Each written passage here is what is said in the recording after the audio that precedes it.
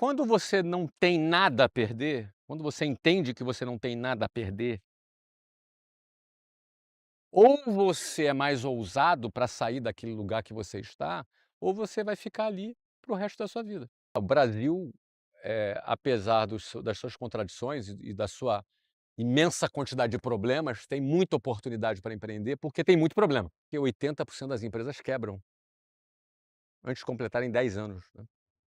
Segundo o IBGE, esse é um dado brutal no Brasil. Lembro quando eu vendi a WhatsApp, a gente vendeu cara, por US$ 500 milhões em 2013.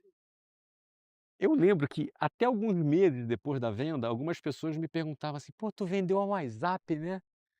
Pô, ela estava indo tão bem, né?" Que o cara acha que se vendeu é porque alguma coisa deu errado. Então a primeira coisa o cara tem que entender que a venda é num ápice, é no momento de alta. 2, a venda é no momento de alta que pode subir mais, porque por isso que alguém vai pagar. O cara me pagou 2.100.000 por quê? Porque ele entendeu assim: "Eu vou pagar 2.100.000, daqui a pouco vai valer 3, daqui a pouco vai valer 4". Esse cara ganhou dinheiro com essa decisão, né, o Com valuation do Orlando? certeza, o Sim. valuation do Orlando com certeza está maior do que quando eu vendi.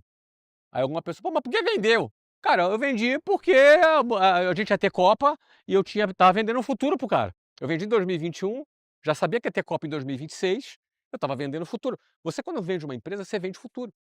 E outro ponto, o investidor precisa entender qual é o seu tamanho. Eu sei qual é o meu tamanho como investidor. Por exemplo, eu não compro empresas começando, empresas do zero. Eu fui convidado várias vezes para fazer parte do Shark Tank. Eu gosto pra caramba do programa, acho um programa muito legal, mas não é o meu perfil de investidor, eu não quero comprar empresas pequenas. As empresas que geralmente vão ser oferecidas no Shark Tank estão fora da minha tese de investimento. A minha tese de investimento são empresas acima de 4 a 5 milhões de lucro por ano. Esse é o tamanho que eu gosto, porque eu consigo ajudar esse cara a sair de 4, 5 milhões por ano para ir para 20, 30, 40, 50. Então é 10 vezes o investimento.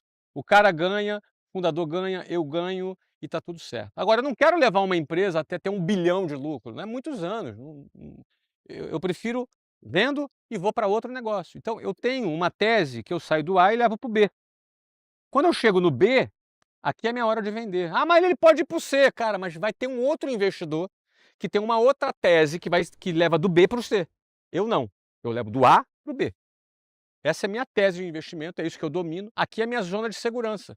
E eu opero nessa zona de segurança.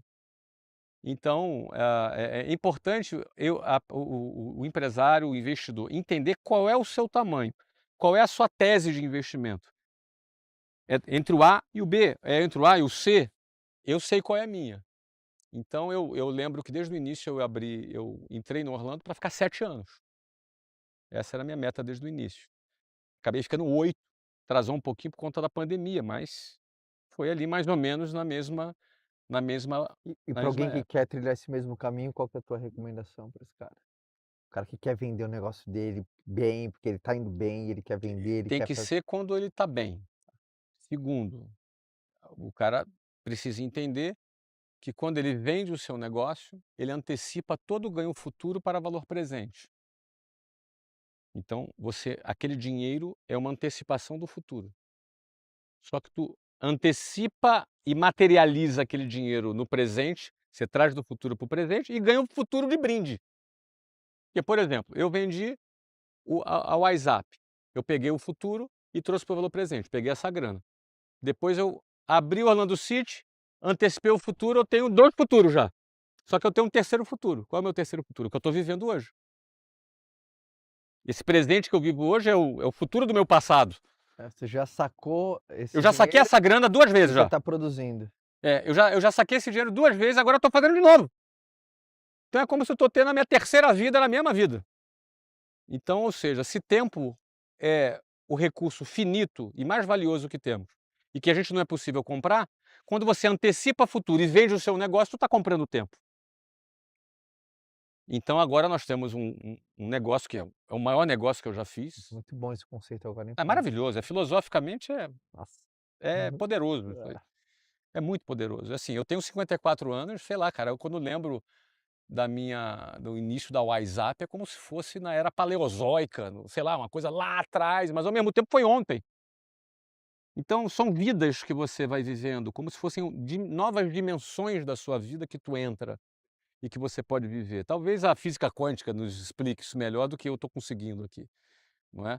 Mas de alguma maneira, hoje, com toda a experiência que eu angariei nesse tempo todo, capital que eu tenho, know-how que eu tenho, os sócios que eu tenho, hoje a Mentoring League Society é o maior negócio que eu já fiz em toda a minha vida. A Mentoring League Society, em termos de valor de mercado, hoje ela já vale mais do que todos os negócios que eu já fiz antes, na minha vida toda. E, obviamente, quando a gente projeta o futuro, logo, logo, ali em 2028, a gente deve fazer alguma coisa, um IPO, quem sabe, não é? Porque levamos 2 anos para faturar o primeiro bi na Mentoring League Society. É recorde, né? Nunca faturei o primeiro bilhão na empresa tão rapidamente. Mas isso é fruto do quê? De toda a experiência acumulada, de tudo que eu aprendi, de tudo que a gente fez.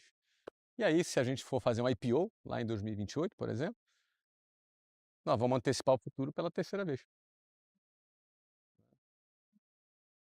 Muito bom, hein? Legal, né? Muito bom. Você terminou com uma filosofia, uma provocação para todo mundo comprar tempo, ou seja, busque fazer o seu negócio dar certo, que você vai ter a possibilidade de comprar tempo executando. Vender a empresa significa comprar tempo.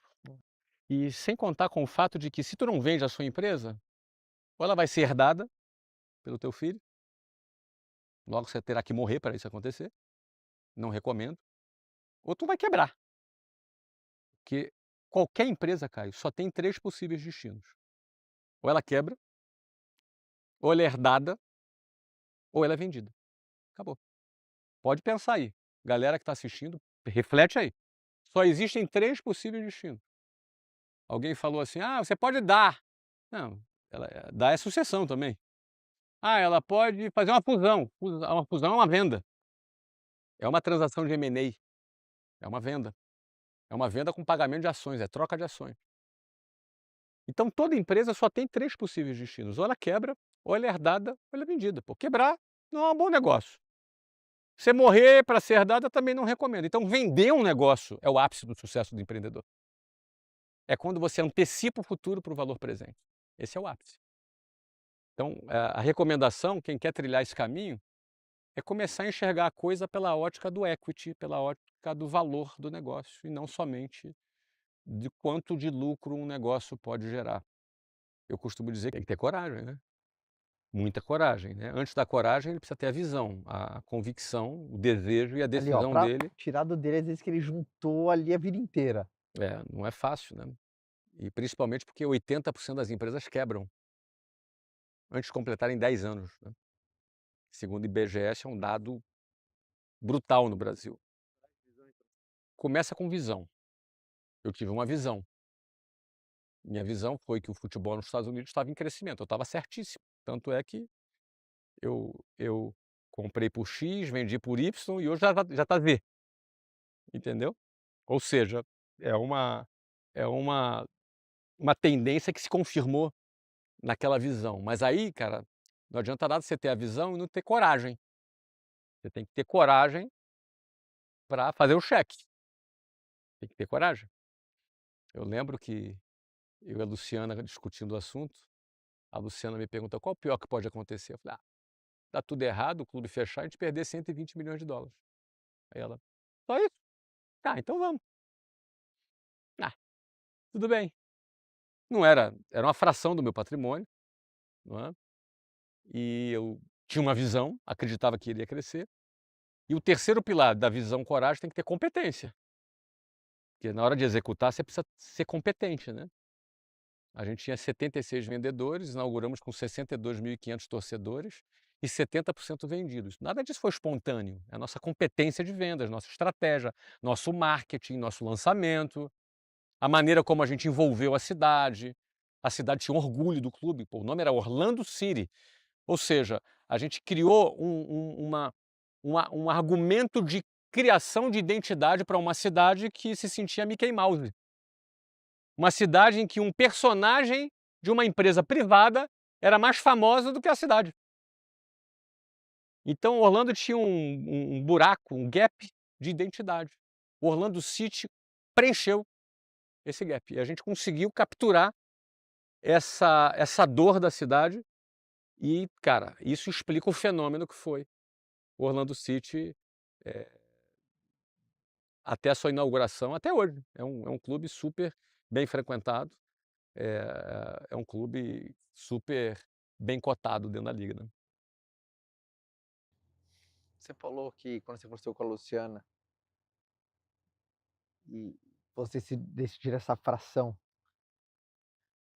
que exercício você acredita que uma pessoa pode fazer para decidir qual fração do bolso do capital que ela tem investir no negócio? Você vê que é muito Depende da é fase muito da vida. exatamente. Eu tenho 2 coisas para falar Por sobre que isso, que você um decidiu que, assim, até essa fração eu vou? Ou você ia um pouquinho mais ou não, o que que acontece, Caio? Eu dei muito all-in na minha vida.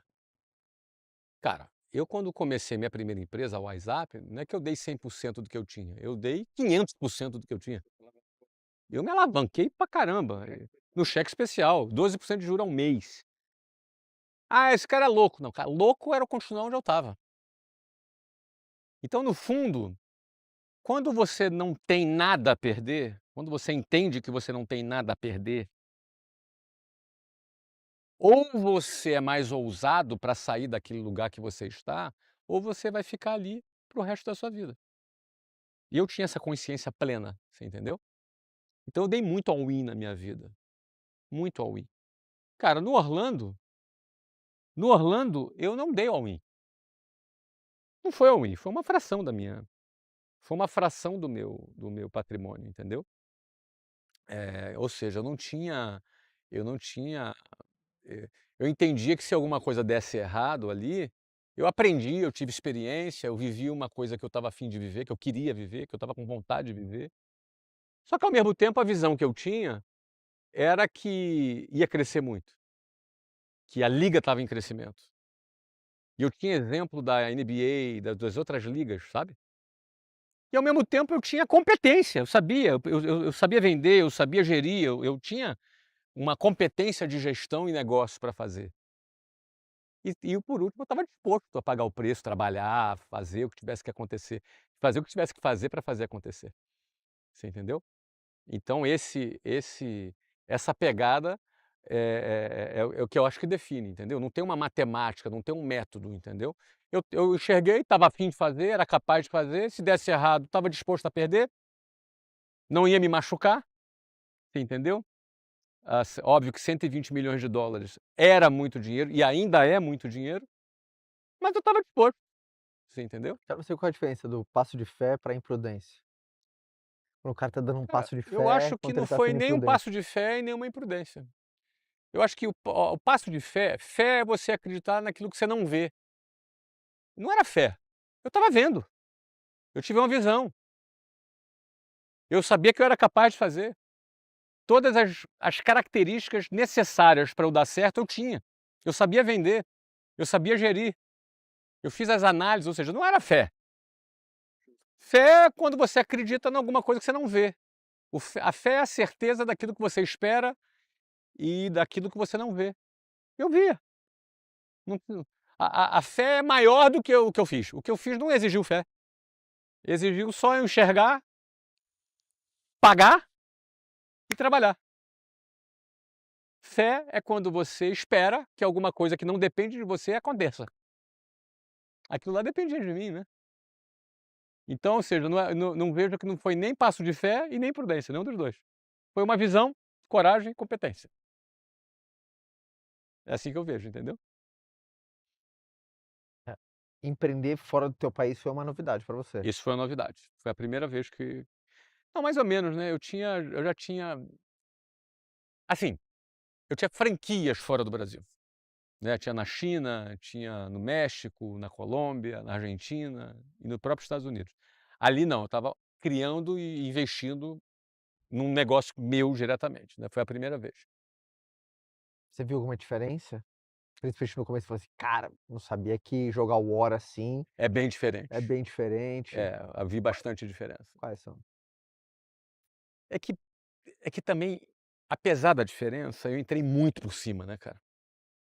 Você diz num negócio de Pô, prestígio, mas você muito começou prestígio, né, cara. Assim, os americanos valorizam o sucesso, né, valorizam muito o sucesso. Então fui muito bem tratado, muito prestigiado. Em 2015, que foi esse ano que a gente inaugurou, saiu aqui a lista das 50 personalidades mais poderosas de Orlando. O primeiro lugar, obviamente, foi o prefeito de Orlando, né, em segundo lugar fui eu. Terceiro lugar foi o dono do Orlando Magic, quarto lugar o presidente da Disney. Imagina o impacto que a gente estava criando aqui nessa cidade, eu tenho essa revista lá, até hoje em casa. O impacto que a gente estava criando na cidade, né. Então a gente foi assim, o brasileiro que realizou o maior negócio da Flórida. mas para um empreendedor não num negócio de quem tá por cima, que você vê que para ele é diferente empreender nos Estados Unidos? A cultura, a língua, montar a equipe aqui, Mais a língua, cultura mas cara, no diferente. final das contas eu acho que os fundamentos são os mesmos, né, você vai ter que vender, você vai ter que liderar, você vai ter que ter uma creche de adultos, você entendeu? Tu vai ter que investir em marketing, vai ter concorrência. É, é como se fosse o seguinte: jogar futebol no Brasil é igual jogar futebol nos Estados Unidos.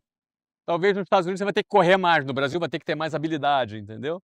Mas no final das contas, os fundamentos, na minha visão, são muito parecidos. Os fundamentos são muito parecidos, né? Nos Estados Unidos tem menos burocracia, você tem acesso a mais crédito, você tem algumas diferenças. Mas, por outro lado, mão de obra é mais cara também, tem mais concorrência, enfim, tem as suas diferenças, né. Mas aqui no clube, cara, pra mim foi uma delícia, assim, foi uma experiência sensacional. Você falou aqui os americanos valorizam o sucesso, Valorizo, no cara. Brasil você acha que não? Eu acho que existe uma parcela da população que valoriza o sucesso, sim, no Brasil, mas existe uma grande parcela da população que o sucesso é uma ofensa. Desperta inveja, desperta instintos muito primitivos, entendeu? Talvez alimentado por ideologias políticas ou até equívocos religiosos na interpretação do que as pessoas pensam ser pecado, como se dinheiro fosse um pecado. Então eu penso que uma linha do voto de pobreza, mais uma linha político-ideológica e mais uma linha de uma inveja pessoal, o sucesso seja menos celebrado e ele acabe eventualmente sendo objeto de ofensa, né, a pessoa se sente ofendido pelo sucesso. Aqui nos Estados Unidos é bem menos, né, esse grupo existe também. Ele também existe, esse grupo, mas existe um pensamento majoritário onde o sucesso é celebrado e é reconhecido. Então eu como latino-americano, como brasileiro, sempre me senti muito prestigiado nos Estados Unidos. Até hoje aqui nos Estados Unidos, a forma como o americano me trata é bem com bastante prestígio, né.